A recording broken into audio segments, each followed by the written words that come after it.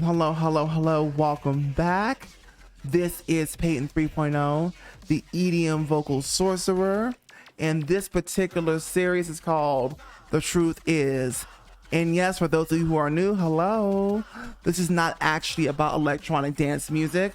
This series is a one-out series, basically getting into my thoughts, the person behind the brand of Peyton 3.0. On a higher conscious level, sorry about that, about the truth that people may not be aware of the average everyday person in conversation. So if you're here, you come to learn some things, or at least get that mind thinking and going. So, and to be entertained at the same time, hopefully. So if you like what you hear today, please hit the like button, share with your friends, and comment. Let's get right on into it. So this episode is called Your Brain Hates You for Trying to Be Extraordinary when you try to be extraordinary. Now, why is that? We all experience resistance from our own brains, right? When someone has to change something new, like at the job, they just change something and you hate it because you hate change. You don't want to learn that new program, or you don't want to learn that new technology. And this is happening all throughout our lives, right?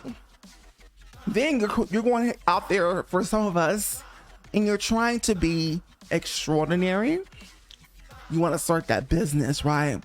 You want to get that YouTube channel going. You want to be the next Bill Gates. I don't know, whatever it is. On that particular level, you, the conscious, are ready to jump and go. But you're not the only person in there. And I've done a couple of episodes on this series about the brain, if you want to go check those out. And I'll leave the series at the end for The Truth Is, for you to kind of go through and find those if you want to. But anyway, the brain hates when you are trying to be extraordinary. The part of the brain, the prefrontal cortex, the thing that is on automatic, unfortunately, because of evolution, God, whatever you may want to believe. But listen, we're talking about science. I'm a science person. Hello, science here. That's what I do. So not really religious. No problem if you are, but I'm not. I'm talking about science. Every time I talk about something, it's usually science involved. So the prefrontal cortex kind of hates you. It hates everybody. Okay, it's constantly being negative. If something went wrong, or if something didn't really go wrong that day, it's going to try to find a negative anyway, and it's going to dwell on it. And if something did go wrong, it's going to 50 million things could have went right that day, but one thing, it won't even focus on them. It's going to harbor in just by how it's created. It's on automatic. You can't turn it off, right? It's going to zero in on that one thing that went wrong. And you might start calling yourself stupid, or you're not good enough, or all these voices that this prefrontal cortex is spewing out to be negative. One of the reasons scientists say that it does this is it's trying to keep you safe. It's trying to keep you from being harmed. So when you try to do the extraordinary things, you got these ideas as a conscious, you're ready to go. It's the thing that tries to hold you back. And actually, a lot of times it can go the other way, cause you to be depressed,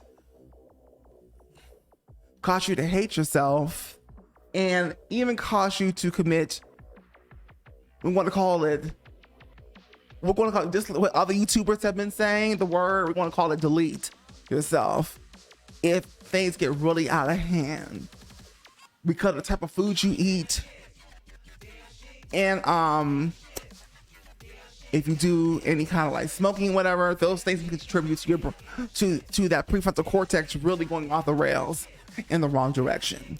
Okay, so Unfortunately, you can't turn it off. You can't get rid of it. It's on automatic. You have no control over it except for you could be knowledgeable about it, educate yourself about it, the brain, and you can counteract those voices as the conscious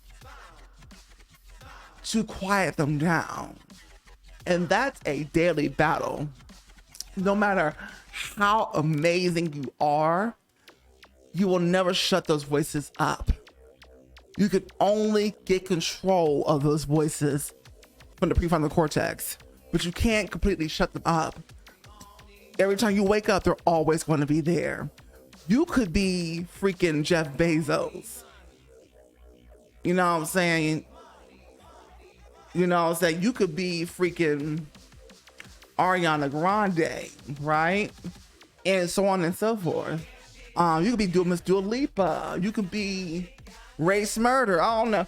Well, those are not real people to say, because those people are not people. Forget that name I just said. Forget the last name I just said. But anyway, you could be Drake, right? You could be Nicki Minaj. And every day, it doesn't matter how much you've achieved or how much people think you achieved, because of how the media portrays things. Those negative voices will always be there to try to, day after day, trying to pull you down and pull you back and pull you in. It can even cause major mental damage, because your thoughts also contribute to how your bodily health is. If you're thinking a bunch of negative thoughts, they become physically permeated in your body, and they start to create a stress response to cortisol. If you can control your thoughts enough and start to say positive things about your life and yourself, despite if the rest of the human animals in your environment are being negative, despite if you have a boss or a coworker you don't like, despite if your family's being negative, whatever, you still, even when the outside environment is being negative, you still have to find some way to be positive on the inside, because if you don't, you're just going to completely be destroyed. You're going to end up ill if you don't control those negative voices on the inside, and also be able to still block out the negative energy that's going on outside of you with your other fellow human animals. Okay? So this is the reason why the brain hates change, and it hates you when you're trying to be extraordinary and accomplish. Especially when days and months are going by, you're working on a business, you're working on something that's going to be the long game, and your brain goes, you're a failure, that failed. Why do you keep getting back up? Why do you keep trying? Why do you keep getting back up? It's going to keep talking to you for the rest of its life, trying to sit you down, trying to seat you, especially if you already have people outside in your environment, outside of it speaking to you, that are saying the same things. Well, now you have their thoughts in your head, because they're being negative too, because their brain is bullying them. Their prefrontal cortex is also bullying them, and they're not achieving anything extraordinary. They believe their prefrontal cortex because they're not educated about it, and now they're spewing that same energy on you. Sometimes I don't have to say anything. It's just the energy that they have, that we can kind of pick up on each other's energy. We can pick up on each other's energy.